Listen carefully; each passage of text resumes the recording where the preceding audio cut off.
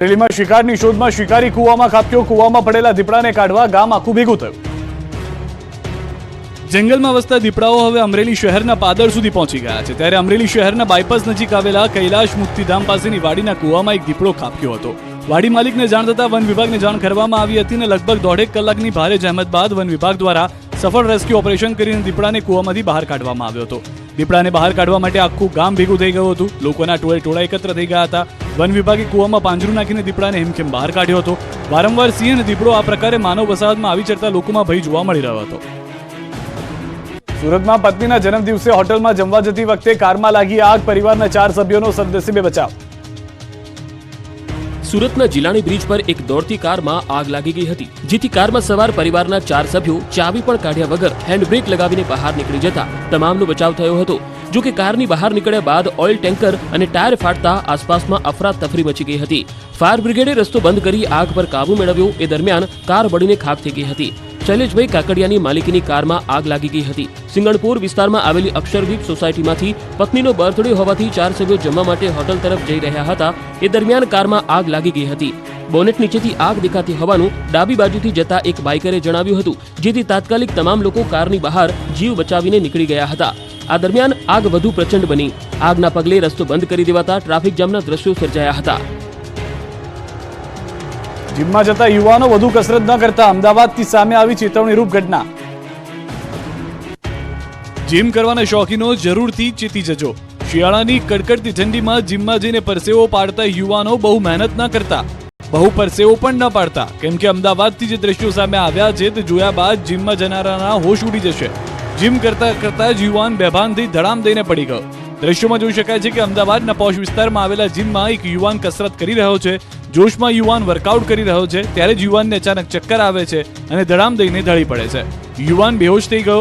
જીમના સ્ટાફે તાત્કાલિક યુવકની મદદ કરી હતી. જો કે હાલ યુવકની તબિયત સ્થિર છે. દ્વારકાના ડાયરામાં રૂપિયાનો થયો વરસાદ, થયો નોટોનો ઢગલા.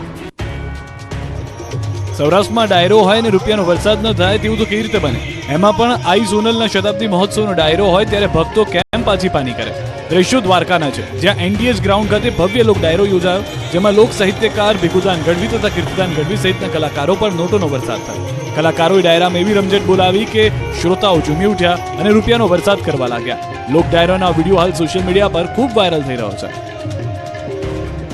હિંમતનગરમાં કાર ચોરો બેફામ બન્યા છે. કાર ચોરીની ઘટના કેમેરામાં કેદ થઈ. સાબરકાંઠાના હિંમતનગરમાં કાર ચોરોનો આતંક સામે આવ્યો છે. સાબરકાંઠાના હિંમતનગરમાં કાર ચોરોએ તરખાટ મચાવ્યાનો આ પુરાવો છે. મહેતાપુરામાં ઇકો ગાડીની ચોરી કરી ચોરો ફરાર થઈ ગયા. હિંમતનગરના બ્રહ્માણીનગરમાં રાત્રિના સમયે ચોર આવ્યા હતા. બેઝમેન્ટમાં પાર્ક કરેલી ઇકો કારને ખોલી ચોરી કરી ફરાર થઈ ગયા હતા. આ અંગેની કાર માલિકે B ડિવિઝનમાં ફરિયાદ નોંધાવી છે. ચોરીની ઘટનાને લઈ પોલીસ પેટ્રોલિંગની માંગણી કરવામાં આવી. અમદાવાદના મંદિરમાં પાપીઓ ત્રાટક્યા. મહિલાના પર્સમાં કર્યો હાથફેરો. મંદિરમાં દર્શન કરવા જતા શ્રદ્ધાળુઓએ સચેત રહેવાની જરૂર છે. અમદાવાદના રાયપુર સ્થિત ઐતિહાસિક અન્નપૂર્ણા મંદિરમાં ચોરીની ઘટના પ્રકાશમાં આવી છે, જેમાં ચોર સીસીટીવીમાં કેદ થયો હતો. અમદાવાદના પ્રસિદ્ધ અન્નપૂર્ણા માતા મંદિરમાં એક યુવકે ભીડનો લાભ લઈને દર્શને આવેલી મહિલા શ્રદ્ધાળુના પાકીટમાં હાથફેરો કર્યો હતો. આ યુવકે મહિલાના પાકીટમાંથી મોબાઈલ અને રોકડ રકમની ચોરી કરી હતી. જોકે મંદિરમાં લગાવવામાં આવેલા કેમેરામાં સિફતપૂર્વક ચોરી કરતો યુવક કેદ થયો હતો. બનાવ અંગેની જાણ થતાં જ સ્થાનિક પોલીસે તાત્કાલિક અસરથી સીસીટીવી તપાસીને ચોરી કરનાર યુવકને દબોચી લેવા માટે ચક્રો ગતિમાન કર્યા છે. મોરબીમાં 70 કરોડની જમીન પરથી દબાણો દૂર કરાયા. મોરબીમાં સરકારી જમીન પર દબાણ કરનારાઓ પર તંત્રએ તવાઈ બોલાવવાનું શરૂ કરી દીધું છે.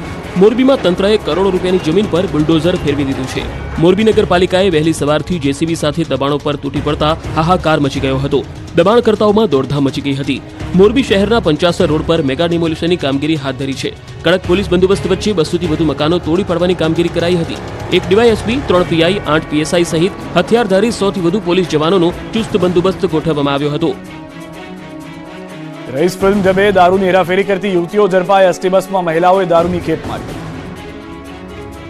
છોટાઉદેપુરમાં પોલીસે એસટી બસમાં દારૂ લઈને જતી 2 મહિલાઓને પકડી પાડી. મહિલાઓ સ્કૂલ બેગ તથા થેલીઓમાં દારૂની બોટલ સંતાડીને હેરાફેરી કરતી હતી. છોટાઉદેપુરથી જૂનાગઢ રૂટની બસમાં સવાર બંને મહિલાઓ પાસેથી મોટી માત્રામાં દારૂની બોટલો પકડાઈ છે. પોલીસે બંને મહિલાઓને પકડી તેની પાસે રહેલી દારૂની બોટલની ગણતરી કરી.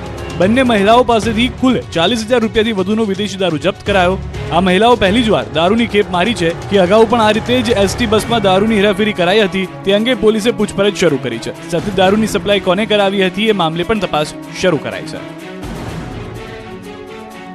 સાવરકુંડલાની શાળામાં ફી મામલે NSUIએ કર્યો વિરોધ.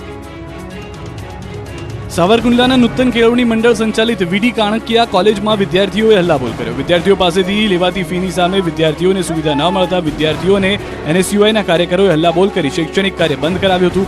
કોલેજમાં વિદ્યાર્થીઓ પાસેથી સ્પોર્ટ લાઇબ્રેરી, જીમખાના, કોમ્પ્યુટર સહિત જુદી જુદી એક્ટિવિટી માટેની ફી વસૂલવામાં આવે છે, પરંતુ વિદ્યાર્થીઓને કોઈ પણ પ્રકારની સુવિધાઓ કોલેજમાં મળતી નથી. તેના કારણે વિદ્યાર્થીઓને NSUIએ કોલેજ પહોંચી વિદ્યાર્થીઓ સાથે વિરોધ પ્રદર્શન કર્યું. વિદ્યાર્થીઓને લાખો રૂપિયા ટ્રસ્ટીઓ વાપરતા હોવાનો ગંભીર આરોપ લગાવ્યો. આગામી 10 દિવસમાં સુવિધા ઉપલબ્ધ કરાવવામાં નહીં આવે તો કોલેજની તાળાબંધી કરવાની ચીમકી આપી છે. આ બાબતે કોલેજના ટ્રસ્ટીઓએ લૂલો બચાવ કર્યો. હાલ તો કાણકિયા આર્ટ્સ કોમર્સ કોલેજના 1200 વિદ્યાર્થીઓનું શૈક્ષણિક ભવિષ્ય ધૂંધળું છે. છેલ્લા 5 વર્ષથી તગડી ફી વસૂલી લેવામાં આવે છે અને સુવિધાના નામે મીંડું છે. ત્યારે ચોરના ભાઈ ઘંટીચોર ટ્રસ્ટીઓ પણ આ બાબતે કોઈ ગંભીરતાથી વિચારતા નથી.